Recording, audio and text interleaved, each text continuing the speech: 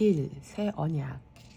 여호와의 말씀이니라. 보라, 날이 이르리니 내가 이스라엘 집과 유다 집에 새 언약을 맺으리라. 이 언약은 내가 그들의 조상들의 손을 잡고 애굽 땅에서 인도하여 내던 날에 맺은 것과 같지 아니할 것은 내가 그들의 남편이 되었어도 그들이 내 언약을 깨뜨렸음이라. 여호와의 말씀이니라. 그러나 그날 후에 내가 이스라엘 집과 맺을 언약은 이러하니 곧 내가 나의 법을 그들의 속에 두며 그들의 마음에 기록하여 나는 그들의 하나님이 되고 그들은 내 백성이 될 것이라. 여호와의 말씀이니라. 그들이 다시는 각기 이웃과 형제를 가르쳐 이르기를 너는 여호와를 알라 하지 아니하리니 이는 작은 자로부터 큰 자까지 다 나를 알기 때문이라. 내가 그들의 악행을 사하고 다시는 그 죄를 기억하지 아니하리라. 여호와의 말씀이니라. 예레미야 31장 31에서 34절 말씀. 오늘 본문은 새 언약에 대한 말씀입니다. 첫 번째 언약은 시내산 언약이었습니다. 시내산 언약은 하나님께서 돌판에 새기셨는데 그 돌판은 깨져버렸죠. 그런데 하나님께서 이제 다시 약속하신 것을 어디 새기신다고 하십니까? 내가 나의 법을 그들의 속에 두며 그들의 마음에 기록하여. 33절 말씀. 새 언약을 그들 속에 두며 그들의 마음에 기록한다고 그러셨어요. 그래서 그 마음이 파괴되지 않는 이상 그 새로운 언약은 계속 유지됩니다. 그런데 이 언약을 누구와 하고 계십니까? 이방인인 우리가 아니라 이스라엘과 언약하십니다. 이스라엘 집에 그들의 마음 가운데 하나님의 법을 주시겠다는 거예요. 지금까지 이 약속의 일부분이 성취되었습니다. 이 약속이 언제 완전히 성취되는지 오늘 그걸 좀 알아볼 겁니다. 새 언약. 그들이 다시는 각기 이웃과 형제를 가르쳐 이르기를 너는 여호와를 알라 하지 아니하리니 이는 작은 자로부터 큰 자까지 다 나를 알기 때문이라. 34절 말씀. 여기서의 그들은 유대인입니다. 유대인들이 서로 이웃과 형제들에게 여호와를 알라고 하지 않는답니다. 이유가 무엇입니까? 작은 자로부터 큰 자까지 다 여호와를 알아버렸기 때문입니다. 성도는 선택할 때 합리적인 데이터에 의해 선택하는 게 아니라 직감적인 직관에 의해 선택합니다. 이 직감적인 직관이 무엇입니까? 그분이 우리 안에 계시는 것이 그렇게 할 수 있는 근거가 됩니다. 우리가 예수님을 공부하고 연마해서 알게 된 것이 아니라 직감적인 직관으로 알게 되었는데 그 직관의 근거가 우리 안에 계신 성령님인 것입니다. 우리 안에 계시는 하나님으로 말미암아 우리가 그냥 알아버렸습니다. 알려고 노력하지 않았는데 그냥 알아버리는 때가 있어요. 그것이 주님의 은혜입니다. 하나님께서 그 법을 마음 가운데 주시면 이제 여호와를 그냥 알아버리게 됩니다. 그래서 이스라엘의 죄를 하나님께서 기억하지 않는다고 말씀하셨습니다. 천국은 죄가 적은 사람이 들어가는 곳이 아니에요. 죄가 많고 적음은 천국 입성 기준이 되지 않습니다. 천국에 들어가는 기준이 무엇입니까? 천국에 들어가려면 하나님의 의의 기준에 맞춰 죄가 아예 없이 온전해야 합니다. 그런데 죄가 없는 사람이 없지 않습니까? 그래서 유대인들은 계속해서 그렇게 양을 잡아왔습니다. 그런데 그 양이 누군고 하고 봤더니 예수 그리스도가 양이 된 거예요. 그래서 이 유대인들이 예수님을 알면 말씀이 다 풀립니다. 이어지는 하나님의 약속을 좀 더 들어보십시다. 여호와께서 이와 같이 말씀하셨느니라. 그는 해를 낮에 빛으로 주셨고 달과 별들을 밤의 빛으로 정하였고 바다를 뒤흔들어 그 파도로 소리치게 하나니 그의 이름은 만군의 여호와니라. 이 법도가 내 앞에서 패할진대 이스라엘 자손도 내 앞에서 끊어져 영원히 나라가 되지 못하리라. 여호와의 말씀이니라. 예레미야 31장 35절 말씀. 여호와는 해를 낮에 빛으로 주시고 달과 별을 밤의 빛으로 정하셨어요. 그리고 바다를 흔들어서 파도로 소리치게 하셨습니다. 이렇게 하신 분이 여호와 하나님, 이스라엘의 하나님이십니다. 이스라엘을 출애굽시키셨던 역사적 실존의 하나님이 해를 낮의 빛으로 밤의 빛은 별과 달로 정하셨고 지금도 지중해, 태평양, 동해 바다 할 것 없이 모든 바다의 파도를 소리치게 하시는 분이며 그분이 바로 우리가 오늘도 우리 아버지라고 찬양한 그 하나님이시란 말입니다. 그런데 왜 이스라엘에게 새 언약을 주시면서 이 이야기를 덮으십니까? 이 낮의 빛을 해로 정하신 법, 밤의 빛을 달과 별로 정하신 법, 바다를 파도로 소리치게 하신 법, 그 법도가 하나님 앞에서 패해진다면 그때는 이스라엘 자손도 나라가 되지 못할 것이라는 말씀을 말입니다. 오늘도 태양이 떴습니다. 밤에는 달과 별이 뜰 것입니다. 그리고 오늘도 바다에서는 파도가 칠 것입니다. 그렇죠? 아직 이 법이 유지되고 있습니다. 그러면 이스라엘이란 나라도 하나님의 언약 가운데 버림받지 않고 여전히 하나님의 약속 가운데 있는 나라입니다. 맞습니까? 이 말씀을 1948년도까지는 믿기가 어려웠습니다. 그때까지는 이스라엘이란 나라가 자체가 없었기 때문입니다. 역사적으로 이스라엘이란 나라 자체가 공중 분해되어서 민족적인 혈통은 남았지만 나라가 없었습니다. 나라를 구성하려면 백성도 있어야 되지만 주권과 영토도 있어야 되거든요. 그런데 주권도 영토도 없이 사람만 남아 열방으로 뿔뿔이 다 흩어진 채로 2000년 가까운 세월이 흘렀습니다. 그런데 1948년 5월 14일에 이스라엘이라는 나라가 세워집니다. 그래서 그 이후로 이 말씀이 이제 성취되었고 하나님이 진짜 살아계신다는 것을 더 확신하며 믿게 되었습니다. 관념적인 하나님이 아니라 실제 하시는 하나님, 역사 가운데 개입하신 실존의 하나님이심을 말입니다. 여호와께서 이와 같이 말씀하시니라. 위에 있는 하늘을 측량할 수 있으며 밑에 있는 땅의 기초를 탐지할 수 있다면 내가 이스라엘 자손이 행한 모든 일로 말미암아 그들을 다 버리리라. 여호와의 말씀이니라. 예레미야 31장 37절 말씀. 위에 있는 하늘의 일들을 측량할 수 있는 사람이 없습니다. 과학자들이 아무리 밝혀냈다고 하더라도 그게 10분의 1도 안 된다 하죠. 그리고 밝혀낸 것은 언제나 바뀔 가능성이 있고 주관이 객관이 되고 객관이 주관이 됩니다. 그리고 땅의 기초를 탐지할 수 있는 사람이 많지 않습니다. 어느 순간 어느 부분은 탐지할 수 있죠. 하나님처럼 다 탐지한다면 천재지변은 미연에 다 방지해야 하지 않습니까? 지진에 갑자기 당하면 안 되죠. 그런데 하늘을 측량하고 땅의 기초를 탐지할 수 있다면 이스라엘 자손이 행한 일로 말미암아 다 버리겠다는 이 말은 무슨 의미입니까? 버리지 않겠다는 말입니다. 내가 절대 버리지 않겠다는 하나님의 열심이에요. 하나님의 의지 말입니다. 하나님께서 이 법도를 이야기하시면서 내가 이스라엘을 절대 버리지 않고 다시 새로운 언약을 그 나라와 맺어서 다시 나라가 되게 하겠다. 영원한 나라가 되게 하겠다 말씀하신 것입니다. 보라, 날이 이르리니 이 성은 하나넬 망대로부터 모퉁이 문에 이르기까지 여호와를 위하여 건축될 것이라. 여호와의 말씀이니라. 예레미야 31장 38절 말씀. 여기 언급된 하나넬 망대와 모퉁이 문이 정확히 어딘지는 모릅니다. 그러나 우리는 이 성이 영원히 다시는 뽑거나 전복되지 못할 성이 된다는 말씀을 확인합니다. 하나님께서 이스라엘을 그렇게 만들어 버리시겠다는 거예요. 하나님의 의지와 열심입니다. 새로운 언약을 맺으셔서 나라와 거룩한 예루살렘 성을 다시 회복하신다는 거예요. 요한계시록에 기록된 새 예루살렘은 요한이 봤던 환상이지만 실제로 성경의 마지막 언약이 성취되는 그림입니다. 성취되고 있는 새 언약. 그런데 이 예레미야서의 언약이 일부분 성취가 되었습니다. 마음에 하나님의 법을 둘 것이라는 그 언약 말입니다. 언제 성취되었는지 말씀을 열어 확인해 보겠습니다. 내가 율법이나 선지자를 폐하러 온 줄로 생각하지 말라. 폐하러 온 것이 아니요 완전하게 하려 함이라. 마태복음 5장 17절 말씀. 유대인들은 율법서를 토라, 선지서를 네비임, 시가서를 성문서, 케투빔이라고 부르며 이 셋의 앞글자를 따서 타나크라고 부릅니다. 그러므로 율법과 선지서라고 하면 구약 성경이라고 보시면 되는 거예요. 그런데 예수님께서 친히 말씀하시기를 예수님의 그 구약 성경을 폐하려는 목적으로 오신 것이 아니라 완전하게 하기 위해서 오셨답니다. 돌에 새긴 첫 언약인 율법은 완전하지 못했지만 마음에 새긴 율법은 이제 완전해지는 것입니다. 예수님이 오셔서 그것이 가능해졌습니다. 그러므로 무엇이든지 남에게 대접을 받고자 하는 대로 너희도 남을 대접하라. 이것이 율법이요 선지자니라. 마태복음 7장 12절 말씀. 율법과 선지자, 그러니까 구약 성경을 한마디로 이야기하면 무엇이든지 남에게 대접을 받고자 하는 대로 대접하라 하는 겁니다. 이걸 오늘날 교회에서 황금률이라고 가르치는데 저는 내가 대접받고 싶은 걸 남에게 대접하는 게 왜 율법이요 선지자인지 참 이해가 안 됐었습니다. 예를 들어 내가 아이폰을 받고 싶으면 남에게 아이폰을 대접하라는 것은 거래가 아닙니까? give and take가 어떻게 사랑일 수 있습니까?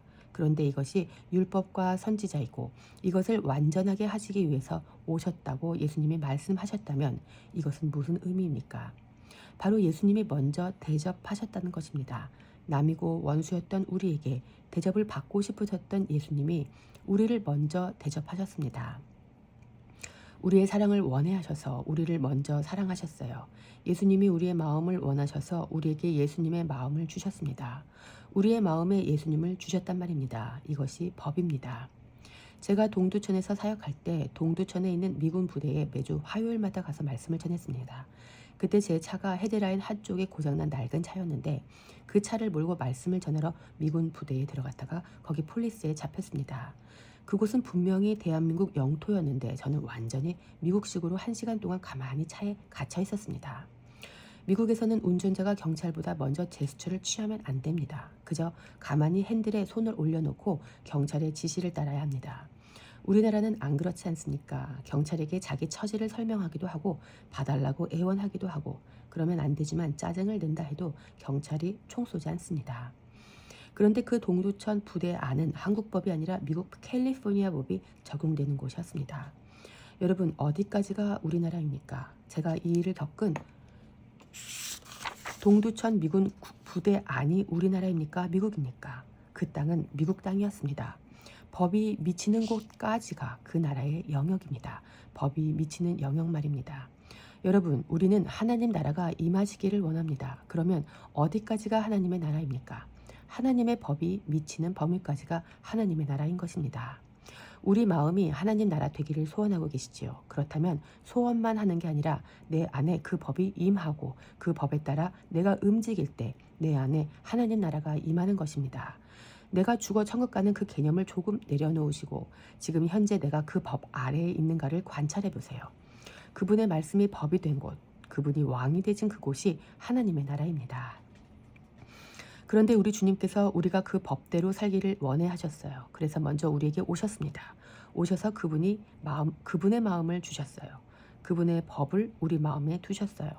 그 사랑을 우리 안에 주셔서 우리도 그분을 그렇게 사랑할 수밖에 없고 주신 그 법을 다시 주님 앞에 돌려드리게 되었습니다. 이걸 들여서 뭘 얻어내려는 게 아니라 그분이 우리에게 먼저 대접해 주신 대로 그 은혜를 받은 우리가 다시 그분을 대접해 드리는 거예요. 예수 그리스도로 말미암아 율법과 선지자가 완전해졌습니다. 이 일들을 이루시기 위해서 예수님께서 행하신 일이 있습니다. 내 계명은 곧 내가 너희를 사랑한 것 같이 너희도 서로 사랑하라 하는 이것이라. 요한복음 15장 12절 말씀. 예수님께서 이렇게 우리를 먼저 대접해 주셨습니다. 사랑 말입니다. 그래서 이 사랑이 우리 안에 들어왔으니 우리도 대접을 해야 합니다. 어떻게 대접하면 됩니까? 서로 사랑하면 됩니다. 내가 너희를 사랑한 것 같이 너희도 서로 사랑하라. 이것이 우리 마음에 주어진 법입니다. 그래서 이 다음에 그 유명한 구절이 이어집니다. 사람이 친구를 위하여 자기 목숨을 버리면 이보다 더 큰 사랑이 없나니. 요한복음 15장 13절 말씀. 친구가 누구입니까? 예수님께서 우리를 친구 삼아 주셔서 예수님이 인자가 되셔서 우리에게 목숨을 주셨습니다. 그래서 그 법을 우리 안에 주셨어요. 우리 마음의 말입니다. 지금 제가 우리라고 표현했는데 여기서의 우리는 일체적으로 유대인들입니다. 그래서 예레미야서에서 약속하셨던 그 언약이 초림하신 예수님으로 인해서 예수님의 유대인 제자들에게 임하고 있는 것입니다. 또 떡을 가져 감사 기도하시고 떼어 그들에게 주시며 이르시되 이것은 너희를 위하여 주는 내 몸이라. 너희가 이를 행하여 나를 기념하라 하시고 저녁 먹은 후에 잔도 그와 같이 하여 이르시되 이 잔은 내 피로 세우는 새 언약이니 곧 너희를 위하여 붓는 것이라. 누가복음 22장 19에서 20절 말씀. 이 장면은 예수님 돌아가시기 전 마지막 성찬식을 하시는 장면입니다. 예수님께서 만찬을 하시며 정확하게 새 언약이라고 말씀하셨습니다. 무엇이 새 언약입니까? 바로 예수님의 몸과 예수님의 피입니다. 그런데 이 예수님의 몸과 피를 어떻게 하라고 하십니까? 먹으라 하십니다. 이 떡을 먹고 이 잔을 받아서 너희 안에 집어넣으라고 하셔요. 그래서 이제 새로운 언약이 완성됩니다. 이 성만찬은 예고편이고 본편은 십자가입니다. 십자가에서 예수님의 살이 찢기시고 십자가에서 예수님의 피가 흘려졌습니다. 마치 이스라엘 백성들이 애굽이라는 노예 생활에서 탈출할 때와 같습니다. 이 애굽 군대에서 탈출하기 전 선행된 일이 있었습니다. 바로 어린 양이 도살된 것입니다. 양이 도살되고 그 피가 좌우 기둥과 문설주에 발렸습니다. 그리고 그 집 안에서 하는 일이 있어요. 그게 무엇입니까? 그 어린 양의 고기를 먹는 거예요. 그러니까 피는 하나님이 보고 넘어가셔서 심판을 넘어가게 하는 역할이고, 고기는 내가 먹고 힘을 얻어 도망가는 에너지원으로 쓰게 됩니다. 고기에서 단백질을 섭취하고 또 무교병에서 탄수화물을, 쓴 나물에서 무기질과 식이섬유를 섭취하는데 아주 급하게 허리를 동이고 서서 먹습니다. 맛을 즐기기 위한 음식이 아니에요. 주님을 위한 음식입니다. 주의 뜻을 이루기 위한 음식으로 그 어린 양의 살코기를 먹는 겁니다. 그리고 구원받은 삶의 여정이 시작됩니다. 광야로 가는 거예요. 여러분, 예수 그리스도로 말미암아 구원이 시작되었습니다. 그 다음 행선지는 광야입니다. 축하합니다. 당황하지 마시기를 축복합니다. 제자들도 마찬가지였습니다. 이 성찬 먹은 제자들의 삶 어떻게 되었습니까? 지난번 설교에서 12제자가 어떻게 순교했는지 말씀드렸지요. 예수님의 살과 피를 먹은 제자들의 다음 삶은 순교로 이어졌습니다. 새 언약이 이루어진 사람들의 공통적인 삶이 자기를 부인하고 자기 십자가를 지는 예수님과 똑같은 삶이었어요. 이스라엘을 보십시오. 이스라엘도 마찬가지예요. 이스라엘은 하나님이 말씀을 넣어주시고 새 언약을 주신 한 민족입니다. 그런데 그 민족이 어떻게 됩니까? 완전 뿔뿔이 흩어져서 멸망당할 것과 같은 그런 꼴이 되지 않습니까? 그런데 그 결과 이방인들이 복음을 듣게 되었습니다. 예수님이 그렇게 되셔서 온 인류가 대접받아 사랑이 무엇인지 알았고, 그 율법이 우리 안에 들어오게 되었고, 살과 피가 우리 안에 들어와서 새 언약이 들어오게 되었습니다. 성령 세례. 1차적으로 이것은 유대인들에게 일어났던 일입니다. 예레미야서 31장에 약속하신 것이 1차적으로 유대인들에게 이루어졌어요. 이 장면이 사도행전에 기록되어 있습니다. 그가 고난받으신 후에 또한 그들에게 확실한 많은 증거로 친히 살아계심을 나타내사 40일 동안 그들에게 보이시며 하나님 나라의 일을 말씀하시니라. 사도와 함께 모이사 그들에게 분부하여 이르시되 예루살렘을 떠나지 말고 내게서 들은 바 아버지께서 약속하신 것을 기다리라. 요한은 물로 세례를 베풀었으나 너희는 몇 날이 못되어 성령으로 세례를 받으리라 하셨느니라. 사도행전 1장 3에서 5절 말씀. 이 장면은 십자가 지셔서 살과 피를 먹이시고 부활하셔서 제자들에게 나타나신 예수님이 이제 승천하시기 직전의 내용입니다. 부활하신 다음에 40일간 나타나셨다고 기록되어 있습니다. 그리고 4절에 성령으로 세례를 받으리라는 말씀을 하십니다. 성령 세례라는 단어가 여기서 나왔습니다. 세례는 죽음을 의미합니다. 물로 세례를 받는다는 것은 무슨 뜻입니까?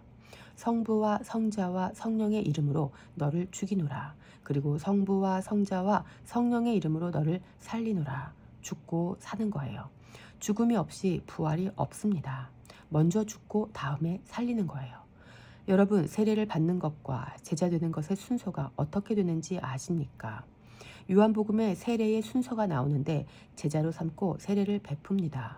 예수님의 마지막 지상 대명령도 너희는 제자로 삼고 그 다음에 세례를 베풀라 하셨습니다. 거룩한 순서입니다. 그러니까 세례 받았다고 구원받은 것도 아니고 세례 받았다고 제자 된 것도 아닙니다. 제자가 된 사람이 내가 그리스도인이며 그분의 제자입니다. 내 옛사람은 죽었습니다. 라고 공개적으로 선포하는 것이 세례란 말입니다. 세례는 퍼포먼스나 세레모니지 세례 자체가 뭔가가 있는 게 아닙니다. 그래서 예수님도 직접 세례를 베풀지 않으시고 제자들에게 맡기셨습니다. 세례가 가장 절대적인 가치이고 구원의 조건이라면 공생의 기간 동안 예수님께서 직접 하셨겠지요. 그런데 예수님은 직접 세례 주지 않으시고 제자들에게 넘기셨어요. 제가 몽골에서 목격한 세례 장면을 몇 번 말씀드렸지요. 몽골 사람들은 예수님 믿으면 잘못된다고 여기는데 그래도 선교사님에 의해 예수님을 영접하고 제자가 된 사람이 있었습니다. 제자가 되고 세례를 받는 거예요. 그리고 그분의 세례식에 저도 참석하게 되었습니다. 세례받은 분은 자매였는데 흰 옷을 입혀 저 멀리 강가까지 갔습니다. 교우들은 강둑에서 바라보며 기타 치고 찬양하고 있습니다. 엄청 센 강물살을 헤치고 선교사님과 이 자매가 강물 속으로 들어갑니다. 우리처럼 물 조금 뿌리는 그런 세례가 아니었습니다. 거센 물살을 헤치고 들어가는 것도 위험해 보였습니다. 그런데 거기서 선교사님이 그 자매의 목을 잡더니 뒤로 넘겨버렸습니다. 그리고 분명히 꺼내야 할 때가 지난 것 같을 때까지, 발버둥 치고 허우적 거릴 때까지 물에 잠궜다가 일으킵니다. 온 얼굴이 미역 같은 머리카락과 눈물, 콧물, 강물로 뒤덮여 엉망이지만 바깥에 있던 사람들은 거기서 축제를 시작합니다. 이 사람은 죽었다 살아난 것입니다. 우리 그런 세례 한번 했으면 좋겠습니다. 내가 죽었지. 그리고 나 여기서 다시 살았지. 너네가 증인이지. 평생 잊을 수 없는 강력한 경험. 이것이 세례의 진정한 의미입니다. 세례 예식을 여전히 침례로 고수하는 침례교가 이 부분에서는 잘하고 있는 것 같습니다. 저도 유아 세례를 받았기 때문에 진짜 세례의 감격을 경험하지 못했습니다. 그냥 눈 떠보니 예수님을 믿는 은혜를 받았는데 저는 진짜 저에게 찾아오신 예수님을 만났던 그때 세례를 다시 받았으면 좋았겠다는 마음이 있습니다.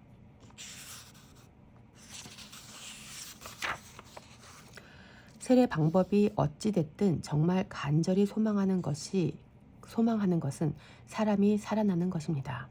교회는 죽었던 사람이 살아나는 곳입니다. 살아난다는 건 뭐냐 하면 진짜 예수님이 만왕의 왕이심을 알고 내가 이제 하나님 나라의 백성이 되는 것으로 말미암아 생명을 얻는 것입니다. 그렇게 된 사람은 이제 세례 받겠습니다. 이렇게 되는 거죠.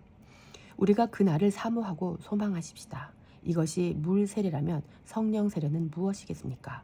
성령은 파워가 아닙니다. 성령은 하나님이십니다.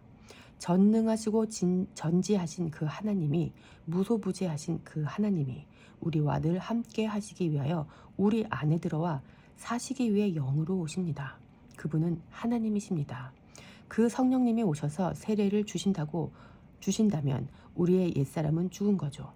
그분이 통치하시고 그분의 법에 의해 살아가는 거예요. 그분으로 말미암아 살아가게 됩니다. 이것이 성령 세례입니다. 방언을 하고 환상으로 보는 등의 어떤 현상이 있고 없거를 가지고 성령 세례를 받았다 안 받았다 판단할 수 없습니다. 성령 세례를 받았다는 가장 확실한 기준은 내 삶의 목적이 달라졌냐 아니냐입니다.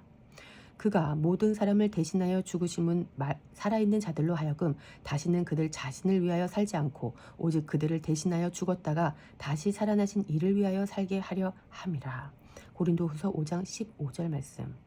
이 말씀은 정말 제가 주님 앞에 엎드려 있을 때 홀로그램처럼 떠올랐던 말씀입니다.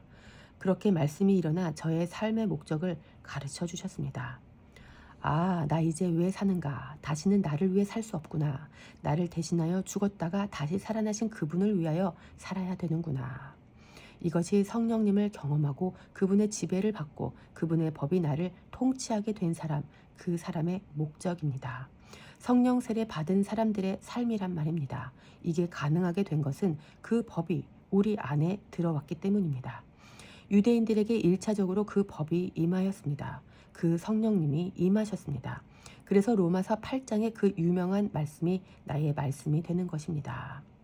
그러므로 이제 그리스도 예수 안에 있는 자에게는 결코 정죄함이 없나니 이는 그리스도 예수 안에 있는 생명의 성령의 법이 죄와 사망의 법에서 너를 해방하였습니다. 로마서 8장 1에서 2절 말씀. 예수님 안에 있게 된 자는 예수님 안에 있는 생명의 성령의 법의 통치를 받게 됩니다. 율법의 통치가 아닙니다. 죄와 사망의 법은 율법과 똑같은 법입니다. 율법의 끝은 죄와 사망이에요. 율법으로는 하나님께 의롭다 칭함을 받을 자가 아무도 없기 때문에 하나님의 심판은 예고되어 있는 것인데 이제 예수님 안에 있는 자는 결코 정죄함이 없다고 담대하게 고백한단 말입니다. 어떻게 예수님 안에 있게 되었습니까? 주님께서 우리를 사랑하셔서 그분의 살과 피로 우리를 대접하셔서 우리가 먹었잖아요. 우리 이방인에게는 이 개념이 없지만 유대인들은 확실하게 압니다. 그들은 유월절마다 양을 잡아서 그 고기를 먹고 그 피를 기억한단 말입니다. 그렇게 하면서도 그 양이 누구인지 몰랐는데 이 양이 예수와임을 알게 되는 거예요. 예수님이 메시아셨구나 알게 되고 그분이 그리스도라고 고백하게 되는 거예요. 예수가 그리스도다. 이것이 엄청난 신성모독적 발언이고 이 말 때문에 예수님이 돌아가셨고 지금도 유대인들은 분개하고 있지만 예수님을 먹고 예수님의 법으로 말미암아 거듭난 유대인들은 이 고백을 담대하게 한단 말입니다. 예수님을 믿는다는 건 이런 거예요. 지금 우리가 나 예수님 믿어요 이렇게 가볍게 말하는 정도가 아니라 유대인들의 입장에서 생각해 보셔야 합니다. 그래서 생명의 성령의 법에 의해서 살아가는 거예요. 그런데 이 유대인들이 예수님과 똑같이 이방인들에게 먹혔습니다. 그렇게 이방인들에게 먹힌 유대인으로 인하여 이방인이 우리에게도 그 법이 들어온 것입니다. 그 대접을 유대인이 이방인에게 했습니다. 그 대표자가 누구입니까? 사도 바울입니다. 사울이 길을 가다가 다메섹에 가까이 이르더니 호련히 하늘로부터 빛이 그를 둘러 비추는지라 땅에 엎드려져 들으매 소리가 있어 이르시되 사울아 사울아 네가 어찌하여 나를 박해하느냐 하시거늘 대답하되 주여 누구시나이까 이르시되 나는 내가 박해하는 예수라. 사도행전 9장 3에서 5절 말씀. 사울이 예수님을 만났습니다. 그리고 이 예수님이 누구를 또 부르십니다. 그때에 다메섹에 아나니아라 하는 제자가 있더니 주께서 환상 중에 불러 이르시되 아나니아야 하시거늘 대답하되 주여 내가 여기 있나이다 하니 주께서 이르시되 일어나 직가라 하는 거리로 가서 유다의 집에서 다소 사람 사울이라 하는 사람을 찾으라.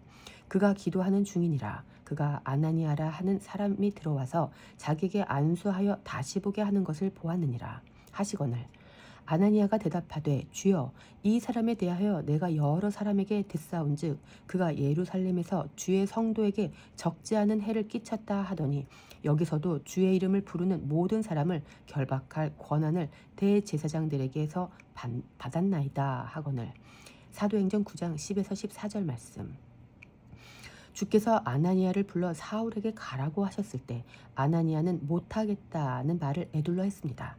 이 사람 무서운 사람이라서 자기가 죽을 수도 있다고 한 겁니다. 그런데 주께서 가라고 하셨고 아나니아는 순종하여 갑니다. 그래서 어떻게 되었습니까? 주께서 이르시되 가라 이 사람은 내 이름을 이방인과 임금들과 이스라엘 자손들에게 전하기 위하여 택한 나의 그릇이라. 그가 내 이름을 위하여 얼마나 고난을 받아야 할 것을 내가 그에게 보이리라 하시니 아나니아가 떠나 그 집에 들어가서 그에게 안수하여 이르되 형제 사울아 주 곧 네가 오는 길에 나타나셨던 예수께서 나를 보내어 너로 다시 보게 하시고 성령으로 충만하게 하신다 하니 즉시 사울의 눈에서 비늘 같은 것이 벗어져 다시 보게 된지라. 일어나 세례를 받고 음식을 먹으며 강건하여지니라. 사도행전 9장 15에서 19절 말씀. 다메섹은 이방 땅입니다. 지금의 시리아 수도 다마스쿠스가 다메섹입니다. 그런데 여기 있던 아나니아는 유대인입니다. 이 유대인 그리스도인 아나니아가 그리스도인을 박해하던 유대인 사울을 사랑합니다. 그리고 하나님을 사랑해요. 자기가 사울 만나면 해코지 당할 수도 있습니다. 하나님 뜻대로 살면 해코지 당할 수 있어요. 그런데 이제 성령에 의해서 자기 목적으로 말미암지 않고 하나님의 목적으로 말미암아 살아요. 그래서 자기 뜻을 기각시키고 하나님의 뜻대로 순종해서 사울에게 찾아가 예수님이 시키신 그 일을 해요. 그랬더니 어떻게 됩니까? 주의 영에 사울이 사로잡히고 성령으로 충만해지고 눈의 비늘이 벗겨지고 강건해지고 회복됩니다. 그리고 나서 이제 그 사울이 하는 일이 무엇입니까? 즉시로 각 회당에서 예수가 하나님의 아들이심을 전파합니다. 이것 때문에 그리스도인 예수님을 죽이려 하던 사울이 거꾸로 예수가 그리스도라고 증거했단 말입니다. 이후로 사울은 사도 바울이 되어 이방 땅에서 예수님이 그리스도이심을 계속 증거합니다. 그 이방 땅의 유대인들도 이방인들도 그 증언을 들을 거예요. 사울에게 성령이 임하여 그 법이 사울 안에도 들어갑니다. 몸 바깥에 있는 율법으로 말미암아 살던 시절 사울은 예수님과 예수님 믿는 사람을 다 죽어 마땅한 자로 여겼습니다. 그런데 예수님께서 먼저 사울을 사랑하셨어요. 그래서 그에게 먼저 찾아오셨던 거예요. 또 먼저 사랑을 받은 아나니아라는 사람도 자기 생각으로는 사울에게 가면 안 되는데 하나님을 사랑하고 사울을 사랑하면서 자기 뜻을 기각하고 사울에게 찾아가 이방인을 사랑하는 사도로 세워요. 그 가운데 성령님이 임하셔서 그래서 오늘날 우리에게도 그 복음이 전해진 것이고 성령님이 우리에게도 오신 것입니다. 예수님의 십자가. 지금까지 역사가 이렇게 흘러왔습니다. 그러니까 예레미야 31장에 약속하신 말씀이 어떻게 부분적으로 이루어졌나를 설명하기 위해 여기까지 왔습니다. 부분적으로 이루어졌다는 말은 아직 완전히 이루어지지 않았다는 말이잖아요. 완전히 이루어지려면 어떻게 해야 되겠습니까? 이방인인 우리에게 성령님이 임하셨죠. 그러면 이제 우리 차례죠. 우리가 할 일은 무엇이겠습니까? 우리가 받은 대로 그 유대인들에게 대접하는 것입니다. 그들에게 예수님을 증거하는 거예요. 그들 안에 그 법이 들어가도록 하는 거예요. 그 마음에 그 법이 새겨지도록 하는 거예요. 그 방법이 바로 십자가입니다. 십자가는 내가 직장에서, 가정에서, 지금 이방 땅, 이 작은 땅덩어리 대한민국 안에서 껄끄러운 직장 상사, 어려운 시어머니 상대할 때 써먹으려고 주신 게 아닙니다. 물론 그때도 쓸 수 있지요. 그러나 거국적으로 하나님 나라를 위해서 주신 거예요. 하나님 나라를 완성해야 되기 때문에 제자들에게 날마다 자기를 부인하고 제 십자가 지고 따라오라고 하신 거예요. 지금까지 이야기를 보세요. 다 십자가였습니다. 자기를 부인하고 부인했어요. 그 시작점이 누구였습니까? 우리 예수님입니다. 이 예수님에 의해서 성령을 받은 유대인 제자들, 아나니아와 사도 바울을 포함한 그 유대인 제자들이 자기 십자가를 져서 복음이 이방인에게까지 넘어왔고 이방 교회들이 세워졌어요. 그러면 그 이방 교회들이 자기를 부인하고 십자가 지는 제자의 삶을 누구화해야 합니까? 예레미야 31장에 약속하신 그 약속이 성취되도록 이스라엘과 해야 되겠죠. 그런데 교회가 이걸 모르면 구약 성경을 100번을 읽어도 예수님이 율법과 선지자를 완전하게 하시기 위해 오셨다는 말이 무슨 뜻인지 알지 못할 것입니다. 그냥 이스라엘을 버리지 않으셨구나 정도로 끝나버립니다. 어떻게 버리지 않으셨는지 확인하는 열쇠를 내가 가지고 있다는 걸 모르는 거예요. 사실 그 열쇠는 이방 교회에 있는데 말입니다. 이거 내가 해야 하는 일이구나 하고 받아들여야 될 거 아닙니까? 여지껏 예수님 믿었는데 내 역할이 무엇입니까? 지금까지 유대인으로 오신 예수님이 그 십자가 지고 자기를 부인하셨고 1세기 유대인 제자들이 자기를 부인하고 십자가를 졌고 사도 바울이 또 자기를 부인해서 이방 교회들이 세워져 오늘에 이르렀다면 이제 이방 교회인 나의 역할은 분명하지 않습니까? 그런데 내 일이 아니라고 생각합니다. 아니에요. 이렇게 돌고 돌아 하나님 뜻이 이루어집니다. 여러분, 예수님의 몸은 지금 어디에 있습니까? 제자들은 예수님의 몸이 하늘로 올라가는 걸 봤습니다. 우리가 신앙 고백하듯이 예수님은 지금 하나님 보좌 우편에 계십니다. 그럼 그리스도의 몸은 어디에 있습니까? 그리스도의 몸은 지금 여기에 있습니다. 교회 말입니다. 예수 그리스도의 몸이 완성되려면 어떻게 해야 되겠습니까? 하늘의 뜻이 이 땅 위에 이루어지려면 말입니다. 이 땅에 있는 그리스도의 몸들이 소망을 가지고 이것을 위해 기도해야 되겠죠. 이 땅의 몸들은 예수님의 몸을 사모합니다. 그 예수님의 몸이 다시 오시겠다고 약속하셨어요. 그동안 이 땅에는 그리스도의 몸들이 있습니다. 우리의 사명은 이 그리스도의 몸을 완성하고 다시 세우는 것입니다. 그런데 그리스도의 몸은 유대인과 이방인이 시작합니다. 이를 위해서 예수님이 십자가를 지셨다고 에베소서에서 이야기합니다. 큰 그림을 보십시오. 유대인과 이방인이라는 원수들이 예수님 피로 하나가 되었습니다. 그래서 한 성령 안에서 아버지께 나아감을 입게 되었어요. 협의적으로는 이 예배에 모인 우리들이 그리스도의 몸을 이룹니다. 여기 있는 우리가 다 그리스도의 몸이에요.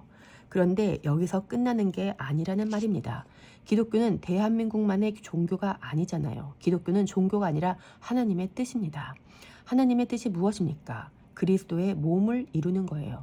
예수님이 십자가에서 유대인과 이방인, 그 멀어져 있던 모든 민족을 하나로 만드셨습니다. 그래서 이방인인 우리에게는 우리들 사이에서 한 몸을 이루는 것도 중요하지만 반드시 유대인과 한 몸을 이루어야 하는 사명이 있습니다. 그래서 예레미야서 31장의 그 말씀, 하나님께서 이스라엘을 버리지 않으신다는 그 말씀, 영원한 나라가 있게 하겠다는 그 말씀이 완성되는 것입니다. 우리가 서 있는 역사의 지점, 지금 어디까지 왔습니까? 이스라엘이라는 나라가 독립했다는 것은 어느 정도 완성이 되어가고 있다는 이야기입니다.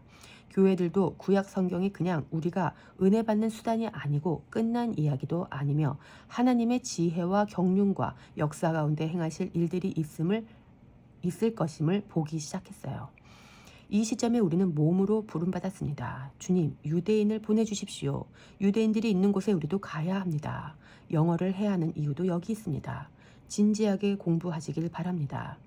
열방에 흩어져 있는 유대인들에게 복음을 증거하는 겁니다.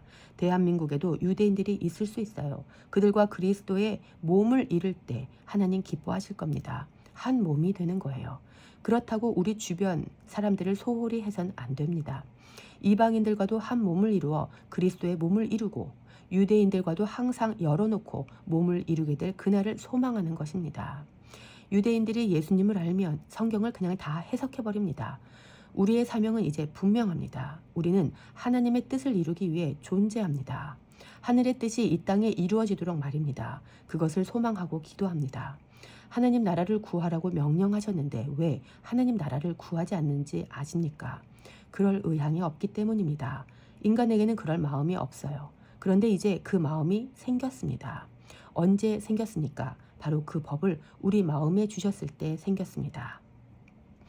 그래서 우리 마음이 달라졌고 이제 비로소 소망하며 기도할 수 있습니다. 물론 마음이 안 달라진 상태에서도 억지로 기도할 수는 있습니다. 하나님 나라 임하시옵소서 하며 먼저 그의 나라를 구합니다. 그런데 입으로 그렇게 기도하면서 속으로는 그 다음에 더하실 게 무엇인지 마음을 터둡니다. 그러니까 하나님 나라를 구하긴 구하는데 그 마음속에는 하나님 나라를 구했으니 이제 더해 주실 이 모든 먹을 것 마실 것 밖에 없단 말입니다. 이건 잘못된 기도입니다. 그런데 마음이 달라진 사람은 하나님께서 뭘 더하실지 상관하지 않습니다. 왜냐하면 예수님과 하나가 되었기 때문에 마음도 한 마음이 되었잖아요. 그런 사람의 마음은 이미 하나님 나라입니다. 그렇게 수직적으로 예수님과 내가 하나가 됐다면 이제 예수님 하신 일을 우리도 해서 수평적으로 다른 사람들과 하나가 됩니다. 마음을 받았기 때문에 하늘의 뜻, 아버지의 뜻이 이 땅에 이루어지게 해달라고 기도해요. 저는 제가 믿는 하나님이 다른 종교의 신들과 다르기 때문에 너무 좋습니다. 그냥 내 소원을 들어주고 내 병 고쳐주고 내 인생길 열어주는 그런 신이 아니십니다. 하나님은 역사의 주관자, 길을 내시는 웨이메이커이십니다. 그분은 역사의 완성자, 시작이며 끝이십니다. 우리가 믿음으로 그렇게 고백한다면 언제 어떻게 끝나느냐에 대해서도 관심을 가져야 되지 않겠습니까? 종말론적으로 살라는 말은 다가오는 종말을 두려워하라는 말도 아니고 시한부 종말론자들처럼 집 팔고 밥 팔라는 말도 아닙니다. 주님이 곧 오시겠다 약속하셨으니까 이제 난 어떻게 살아야 하는지 하나님의 경륜 안에서 깨달으라는 이야기입니다. 하나님의 시간표를 읽어야 되는 거예요. 그 시간표대로 지금 진행되고 있다고 저는 믿습니다.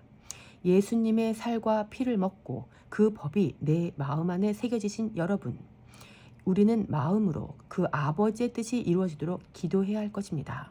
1세기 유대인 제자들이 예수님의 살과 피를 먹고 새 언약이 그들의 마음 안에 들어왔습니다. 그들을 시작으로 우리에게도 그분이 오셔서 우리 마음에 그 법이 들어왔어요. 우리의 마음이 그분의 마음이 됐단 말입니다. 율법을 지키면 복 받고 안 지키면 저주받고 이런 개념이 아닙니다. 내가 그분을 먹고 그분이 내 안에 들어와 내가 그분의 몸이 되었기 때문에 이제 그분과 한마음 된 나도 그분이 구하는 것처럼 그분의 나라를 구하게 되는 것입니다. 그래서 구체적으로 유대인과 이방인이 사랑하고 우리 주변에 있는 이웃들과 친구들이 우리의 사랑을 받으면서 살아나는 것, 이것이 교회의 사명입니다. 이 사명 교회가 잘 감당할 때 우리 예수님 주님의 때에 오실 줄 믿습니다. 이 일에 피차 쓰임 받으시기를 축복합니다.